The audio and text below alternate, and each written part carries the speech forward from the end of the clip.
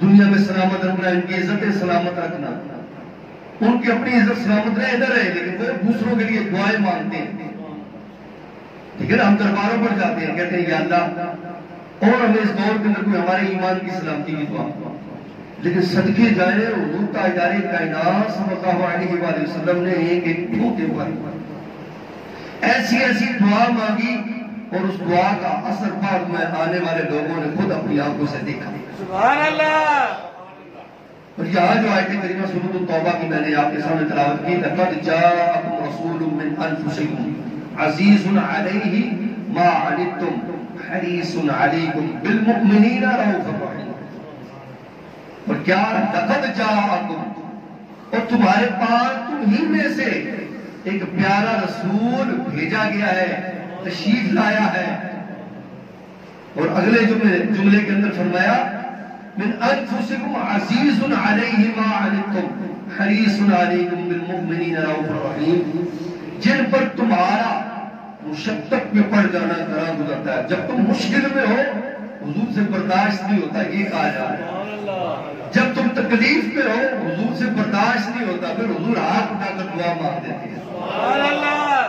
اور جب حضور دعا مانگتے ہیں پھر حضور کی دعا قبول ہی قبول ہوتی ہے. جس کی چند مثالیں اس مختصر وقت کے اندر میں آپ کے سامنے رکھوں گا. ویسے تو بہت زیادہ ہے، بہت زیادہ ہے. حضور نے تو ایک لمحے میں جو دعا مانگی میرے تاجدار کی وہ دعا قبول ہوئی. اس کائنات کے اندر، تاریخ کی کتب کے اندر، احادیث مبارکہ کے اندر، قرآن کے اندر وہ چیزیں موجود ہیں. اور یہ بھی تو قرآن پاک کے اندر فرمایا جب تک میرا محبوب تمہارے اندر موجود ہے تمہارا وہ حال نہیں کروں گا جو سابقہ امتوں پر کیا. بھی آیا عذاب زمین الٹا کر رکھتی نہیں، پاگل کی گرج سب کے دماغ کی شریانوں کی لگے پھٹ گئی. سانپوں کا بچھوؤں کا ایسے چیزوں کا عذاب آیا، وہ ایسے دنیا میں چھائے کہ بچھو کیا چیز ہے، وہ ڈنگ مارتا ہے، لیکن وہ بچھو جو زمین سے نکلے پورے کے پورے انسان کو ہڑپ کر دے. یہ اللہ کیا ہے کہ یہاں نہیں آتا، یہاں ایک سانپ نکل آئے. یا ایک وہ چند لمحہ پہلے ایک جمعہ مبارک ایک ویڈیو دکھائے گی، مزاق کیا تھا، ایک چوہا آ گیا، لوگ کھڑے ہو گئے، اس سے پریشانی آ گئی. یا اس نے کیا نقصان پہنچانا تھا، وہ اپنی جان بچانے کے لیے دوڑ رہا تھا، لیکن ہم اس سے بچ رہے تھے. سانپ تو دور کی بات رہ گئے، لیکن صدقے جائے میرے تاجدار علیہ السلام نے وہ ہر لمحے پر اس امت کے لیے آسانیاں پیدا کی ہیں اور ہمیشہ دعائیں مانگی ہیں کہ یا اللہ میری امت کو یاد جو نبی پیدا ہوتے ہی ابھی زمین پر تشریف لائے ہیں آپ کو جسد اطہر حضور علیہ السلام کا جسم مبارک ابھی ماں کے پیٹ سے باہر آئے. مورخین اور مفسرین لکھتے ہیں جو قریب تھے انہوں نے کان لگائے کہ لب ہل رہے اس معصوم بچے کے کیا کیا رہا ہے. اس وقت بھی حضور علیہ السلام زبان سے کہہ رہے تھے یا ربی حب لی امتی، یا میری امت کی بخشش فرما.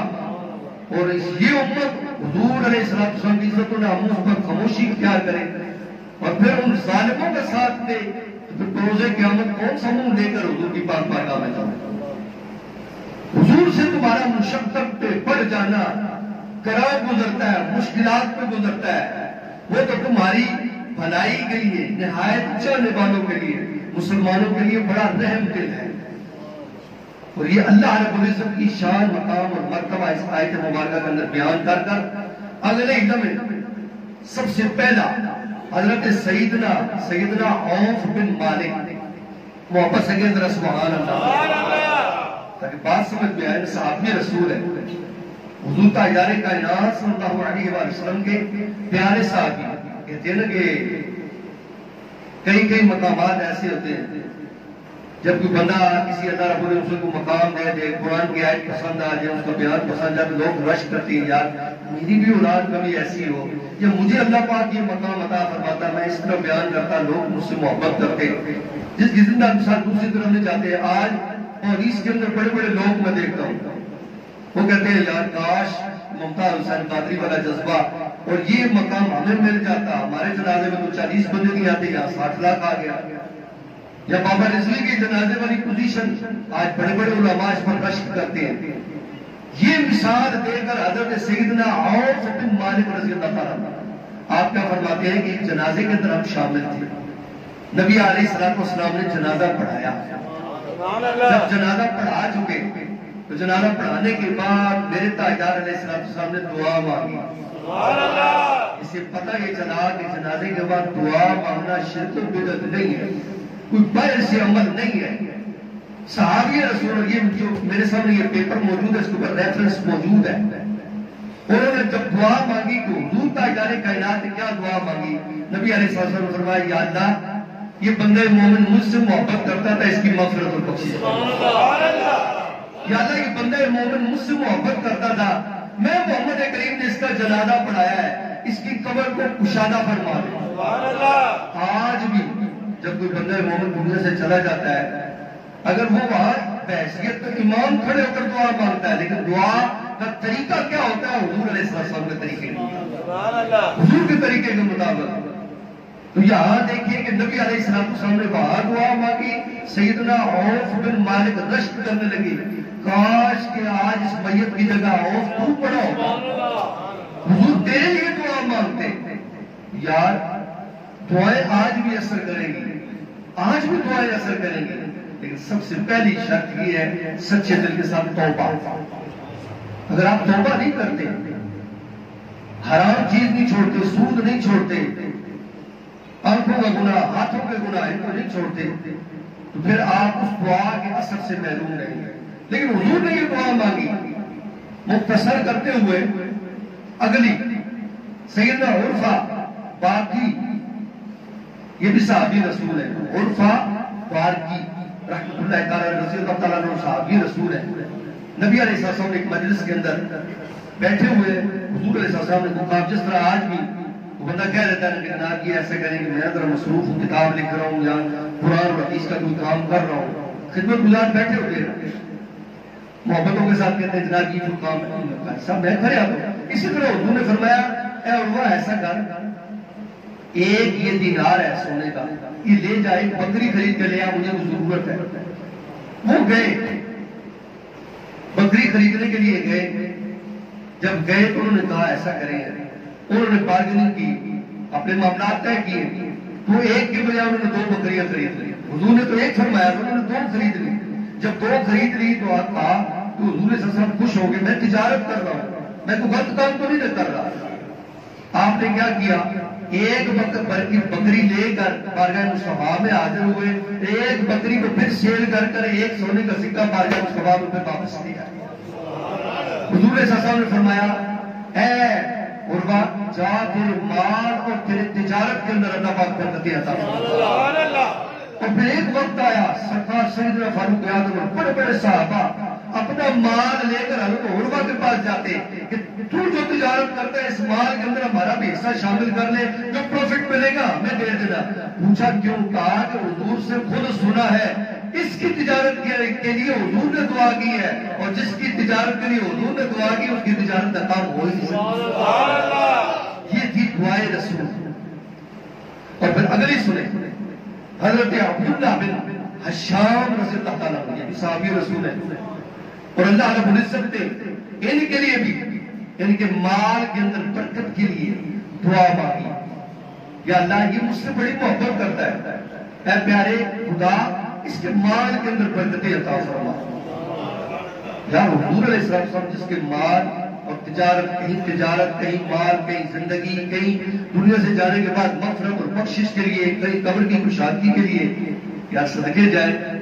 حضور تاجدار کائنات کی 63 سالہ زندگی کے اندر فکر تھی تو صرف اور صرف اس امت کی، اور آج اس امت کو اپنی فکر ہے ہی نہیں کہ ہم نے حضور کی پاک بارگاہ میں پیش ہونا ہے، بس اپنی نئے میں مگن ہے، زندگیاں بسر کرتے چلے جا رہے ہیں، گناہ پر گناہ کرتے چلے جا رہے ہیں، ہر کوئی کہہ رہا ہے میں ٹھیک ہوں باقی سارے غلط ہیں۔ چند لمحوں کے لیے میرے تاجدار علیہ السلام کی دعاؤں کا اثر دیکھیں۔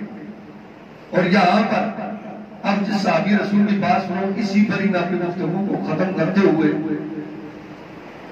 یقیناً مزہ آئے گا، مزہ نہ آیا نا، اگر مزہ آ گیا تو دعا دے دینا، دعا دینا یہ تو آپ کے حق میں ہے نا، آپ کے اختیار میں ہے۔ حضرت سیدنا انس بن مالک انداز میں نہیں، یہ وہ پیارے صحابی رسول ہے، یہاں تو ہم اگر مسجد کے امام کو دیکھے نا کہ ہر بندہ اپنی محبتوں کا اظہار کرتا ہے، 500 کا نوٹ دے، 1000 کا دے یا بڑا دے دے، 5000 دے دے، کتنا خوش ہوتے ہیں یار یہ مقتدی ہے میرا، اس نے اتنی محبت ہے مجھ سے فرمائی ہوا ہے، ٹھیک ہے. لیکن وہاں حضور علیہ السلام کی پاک بارگاہ کے اندر ہر کوئی اپنی محبتوں کا اظہار فرما رہا تھا، کوئی تسلا لے کر آ رہا تھا کہ جو جو چیز حضور کو چاہیے تھی وہ تبرکم لے کر حضور کی پاک بارگاہ میں پہنچ جاتے ہیں. لیکن انہی صفوں کے اندر حضرت ام سلیم ایک غریب صحابیہ حضرت سیدنا انس بن مالک رضی اللہ تعالیٰ عنہ کی والدہ محترمہ، محبت سے کہتے ہیں سبحان اللہ، وہ پیاری صحابیہ دیوار کے ساتھ ٹیک لگا کر سوٹا کھڑی تھی اور دیکھ رہی تھی سارے اپنا اپنا نذرانہ پیش کر رہے ہیں، میرے پاس کچھ نہیں ہے، میں کیا کروں. جب ایک نظر دوڑائی تو اپنے بیٹے پر پڑ گئی، پکڑا بیٹے کو اور حضور کی پاک بارگاہ میں لے گئی. یا رسول اللہ میرے پاس نذرانے کے لیے ہے کچھ نہیں، میں اپنا آنکھ لے کر آپ کی پاک بارگاہ میں آ گئی. اور میرے والد گرامی جب اس چیز کو بیان کرتے تھے نا، تو ایک دن کسی نمازی نے پرانے متبلی ادھر شیخ ملک حضرات میں سے کہتے ہیں قاری صاحب آج بڑا مزہ آیا. تو چند دنوں کے بعد چھوٹا بھائی جو فوت ہو گیا محمد انس نذیر، وہ دنیا کے اندر تشریف لایا. کافی نمازی حضرات نے قاری صاحب اس کا نام انس کیوں نہیں رکھ دیتے؟ والد صاحب نے کہا نہیں تسی کیا دیتا، اسی انس ہی رکھ دیتا اس صحابی رسول کے نام پر. تو جب بارگاہ مصطفیٰ کے اندر آئے تو کہا یا رسول اللہ معصوم بیٹا آپ کی خدمت کرے گا، اور 10 سال حضور کا ادارے کائنات کی خدمت کی، پانی بھرے، کوئی کام حضور نے کہا دروازے پر کھڑے رہتے تھے، دوڑ کر وہ کام کر کر پھر واپس آ کر دروازے پر. کئی دن حضور فرماتے تھے وہ میرے پیارے انس آرام بھی تو کر لیا. اور دعائیں کیا دی؟ 3 دعائیں مانگی اور ان کا اثر یہی آج کی گفتگو ہے. حضور سے دعائیں دینے والے بنو. اگر اس وقت حضور بنقش نفیس موجود تھے، آج بھی حضور موجود ہے، حضور دیکھ رہے ہیں میرے امتی کیا کر رہے ہیں. ہاں عقیدہ اہل سنت کے مطابق حضور کا ادارے کائنات اپنے ہر امتی کو دیکھ رہے ہیں. اور جمعرات اور جمعے کی درمیانی شب اور یہ جمعہ المبارک کی گھڑیوں کے اندر حضور ایسا مشاہدہ کرتے ہیں میرا امتی کیا کر رہا ہے. اور اگر وہ امتی اس دن درود پاک پڑھ رہا ہو تو اس کی تو موجے نہ کہیں نہ. حضرت انس بن مالک کے لیے حضور علیہ السلام نے دعا مانگی. کیا دعا مانگی؟ یا اللہ اس کے مال کے اندر برکت عطا فرما. اب آپ کو سبحان اللہ ڈھیلی نہیں ہونی چاہیے، بول میں اور خطاب پہ واپس سے کہتے ہیں سبحان اللہ. حضرت انس بن مالک معصوم ہے، والدہ دیکھ رہی ہے، والدہ دیکھ رہی ہے، حضرت ام سلیم کھڑی ہے، کہا ابھی تو یہ معصوم ہے، بچہ ہے. نبی علیہ السلام اس کے مال کی برکت کی دعا فرما رہے ہیں. حضور نے فرمایا یا اللہ انس کے مال کے اندر برکتیں عطا فرما.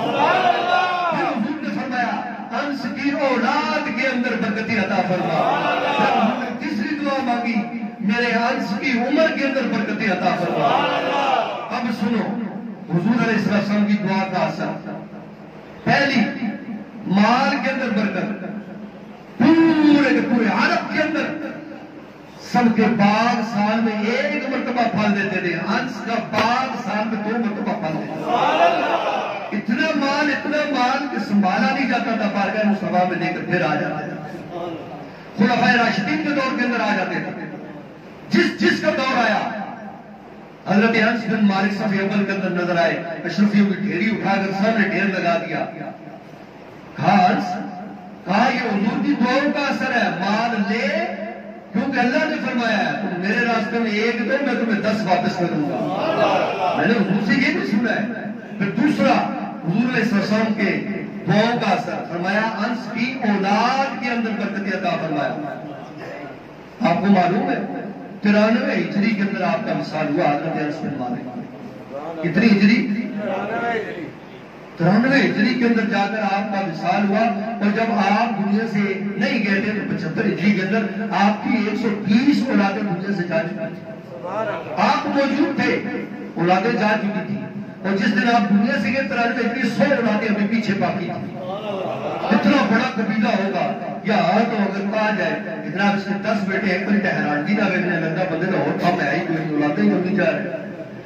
لیکن صدقے جائے حضور کا ادارے کائنات صلی اللہ علیہ وسلم کی دعا کا اتنا اثر کہ اللہ رب العزت نے ان کو اولادیں دی، ان کے آس پاس اولادیں، لیکن وہ ہمیشہ اولاد کے جھرمٹ میں رہا کرتے تھے، کبھی ایک کا معاملہ دوسرے کا معاملہ، لیکن انہوں نے کبھی اپنے معاملات سے غفلت نہیں کی، نماز نہیں چھوڑی، صدقات و خیرات نہیں چھوڑے، زکات نہیں چھوڑی، کھانے پینے یہ شریعت کا معاملہ ہے۔ اس شریعت کے معاملے کے اندر وہ اپنے طور پر فیصلہ نہیں کرتے تھے، وہ پھر دوڑ کر پھر بارگاہ مصطفیٰ میں آ جاتے تھے، خلفائے راشدین کی پاک بارگاہ میں آتے تھے کہ یہ شریع مسئلہ ہے، اس کا حل بتا دیں کیا ہے۔ اور تیسری دعا، اور پھر آپ دیکھیں کہ آپ عراق کی شہر بصرہ کے اندر آپ کا وصال ہوا اور اللہ رب العزت نے آپ کو وہ مقام اور مرتبہ عطا فرمایا کہ حضور علیہ السلام کے جو ہمارے امام ہیں حضرت امام اعظم ابو حنیفہ رحمۃ اللہ تعالیٰ نے، آپ بچپن کے اندر چھوٹی سی کتاب لے کر بچہ جاتا ہے نا، کتاب اٹھائی پڑھنے چلا گیا، جب وہ جاتا ہے تو اس نے دیکھا ایک جھرمٹ بچا ہوا ہے بصرہ کے اندر، تو یہاں ہے کون؟ جب قریب گئے تو حضرت انس بن مالک نے گردن اٹھا کر دیکھا، کہا اس امت کا امام آ گیا، کہا یہ امت کا امام ہے۔ لوگوں نے حیران ہو کر کہا انس یہ کیا کہہ رہے، چھوٹا سا بچہ؟ کہا جو حضور نے مجھے روحانی فیض عطا کیا ہے وہ اس فیض کے ذریعے ہی تو یہ لوگوں کو بتا رہا ہوں یہ اس امت کا امام ہوگا۔ اور حضرت امام جعفر صادق رضی اللہ تعالیٰ عنہ اور حضرت امام اعظم ابو حنیفہ رحمۃ اللہ تعالیٰ نے، آپ کا دور بالکل برابر تھا، لیکن آج ہم نے جھگڑے بنا لیے۔ حویلیوں اور اقتباط کے اندر نہتے غلامان مصطفیٰ پر میلاد کے جلوس میں بولے، ڈوب کر مر جانا چاہیے جس نے یہ کیا ہے، ہم کسی پر الزام تراشی نہیں کر رہے، لیکن یہ تو ہم کہہ سکتے ہیں کہ یار اسٹیٹ فائر اور وہ پیچھے دعا مانگنے کے بعد پیچھے کمر پر گولیاں ماری گئی، کرنا کیا چاہے۔ اس لیے ہم بھی ہر جگہ جہاں بھی جائیں اس وقت حقیقت کے اندر کل ایک عالم دین کے ساتھ بیٹھے ہوئے، انہوں نے کہا جناب جدھر جاؤ گھر میں جاؤ تو وہاں بھائیوں کے جھگڑے، جدھر جاؤ یا پراپرٹیوں کے جھگڑے، عورتوں کے جھگڑے، عدالتوں میں جاؤ کیس پر کیس، جھگڑوں پر جھگڑے۔ کہا اس فتنوں کے دور کے اندر ایک ہی دعا مانگا کرو، اوپر سے لے کر نیچے تک ایک ہی دعا مانگو۔ یہ جتنا فتنہ پھیلا ہوا ہے، جتنا فتنہ، آج رات کو انٹرویو بھی تھا، اعلانیہ علماء اکرام کہہ رہے ہیں جب تک اس ملک کی معیشت سے اور ملک کے بینکنگ نظام سے سود کا خاتمہ نہیں کرو گے یہ تباہی اسی طرح ہوتی رہے گی۔ سود اللہ کے ساتھ اعلان جنگ ہے، تم اللہ کے ساتھ اعلان جنگ کر کر جو بھی نیک عمل کرو تمہارے نیک عمل کا کوئی معلوم اور کوئی پتہ نہیں۔ اور اللہ رب العزت ہم سب کو خدا کی عزت کی قسم دل خون کے آنسو ہوتا ہے یار ہم کس معاملات اور کس چیز کے اندر ہمارا احتجاج کیا ہے۔ اب ہم بھی روڈ میں نکلے چوٹ بلاب کریں، نہیں اس کا طریقہ کار یہ سلطان قطب ایبک کے اندر ہم ہو گئے بے ضمیر لوگ، ہمارا ضمیر مر چکا ہے، ہمارا احتجاج صرف چند لمحوں کا ہوتا ہے، مر گئے تو وہ بچے شہید ہو گئے، 3 ہوئے 4 ہوئے، 35 سے 40 زخمی ہوئے، کسی کا بازو ٹوٹا ہے، کسی کی ٹانگ پہ گولی لگی ہے، وہ زخمی ہمارا کیا ہے؟ ہم تو یہاں سکون سے بیٹھے ہوئے ہیں۔ اس لیے دل کے اندر یہ درد پیدا کرو کہ اگر آج حویلی اور اقتباط کے اندر گولی چلی ہے تو کل لاہور کے اندر بھی چلے گی۔ اپنے اتحاد کا ایک اعلان کرو، اور ہمارا اتحاد کا اعلان یہی ہے تو یہاں تو ایک ہی طریقہ کار ہے۔ اگر کوئی ایجنسیوں کا بندہ بیٹھا ہوا وہ بھی نوٹ کرے، اگر کوئی دوسرا بیٹھا ہوا ہے نوٹ کرنے کے لیے آتے ہیں بھائی ہر جگہ کہ یہ مولانا یہ کیا بول رہے ہیں۔ مشکل دور کے اندر بھی پرچیاں تھمائی گئی کہ تھوڑا ہاتھ تھوڑا رکھا، لیکن ہم نے ہمیشہ یہی کہا ہے کہ ہم نے کسی جگہ ایک ہی بات کی ہے، ہم اپنا احتجاج نعروں کی صورت میں لگاتے ہیں اور الٹیمیٹم دیتے ہیں کہ جو علماء کا فیصلہ ہوگا۔ آج بھی پریس کانفرنس ہے انشاءاللہ 3 بجے، مفتی منیب الرحمان صاحب میدان کے اندر آ چکے ہیں اور جتنے علماء کرام علماء اہل سنت میدان کے اندر آ چکے ہیں، اب وہ جو فیصلہ کریں گے ہمارا اور سلطان قطب الدین ایبک کی انتظامیہ ہو یا میں ہوں خادم ہوں، ہمارا بھی فیصلہ وہی ہوگا۔ اور انشاءاللہ تنہا نکلے کہ فردن جائیں، جو ان کا فیصلہ ہوگا ہمارا بھی وہی ہوگا، اور جو اس چیز پر کاربند ہے ادھر ہاتھ بلند کریں کہ حضور کے میلاد پر اگر کسی نے ظلم و تشدد اور بربریت کی اور دہشت گردی کی تو وہ قابل معافی ہوگا. اور ہم اسی نعرے پر اتفاق کرتے ہوئے اپنی گفتگو کو ختم کرتا ہوں. نیچے سے لے کر اوپر تک یار جو بندہ اس مشکل وقت کے اندر نعرہ بھی نہ لگا سکے, تاجدار ختم نبوت, جو آواز نہیں نکال رہے, میں کہہ رہا ہوں یا رسول اللہ ان کو دیکھ لیجیے, یا رسول اللہ ان کو دیکھیں کہ یہ کیا کر رہے ہیں. تاجدار ختم نبوت. اور یہ تیسرا اور آخری نعرہ اور ساتھ ہی وما علینا الا البلاغ, یہی نعرہ کہ جامع مسجد سلطان قطب الدین اس مرکز اسلام اور زاویہ طریقت محمدیہ کے اندر بھی یہی طریقہ کار ہے. اگر حضور کے عاشقان مصطفیٰ کا خون اتنا سستا نہیں, جب تمہارا جی چاہے گا گولی مار دے, شل مار دے, ربڑ کی گولی مار دے, تیزاب پھینک دے, اگر کرو گے تو بھرپور قسم کا احتجاج کیا جائے گا. تاجدار ختم نبوت.